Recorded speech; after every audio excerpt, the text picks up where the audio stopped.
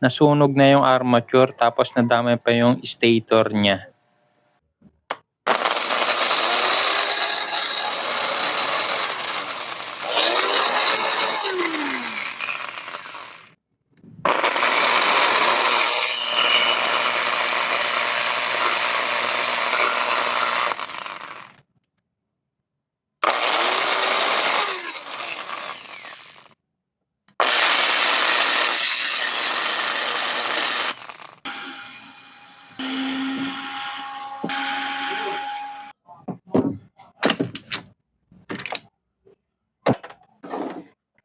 Ito na yung laman ng handle niya. Itim na yung stator winding. Sa sobrang paggamit, basta sobrang itim ng stator winding, sunog na yan. Sunog na yung stator niya.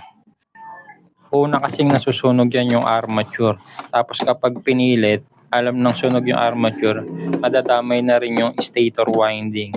Hanggang sa masunog na silang dalawa. Ito, sunog na rin tong armature na to. Ay, medyo nangingitim na siya. Tsaka malakas na rin yung kislap niya.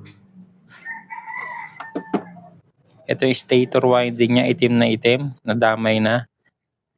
Kung pipilitin talaga, madadamay talaga yung stator winding. Lalong lalaki lang yung gastos. Parang bumili ka na rin ng bago.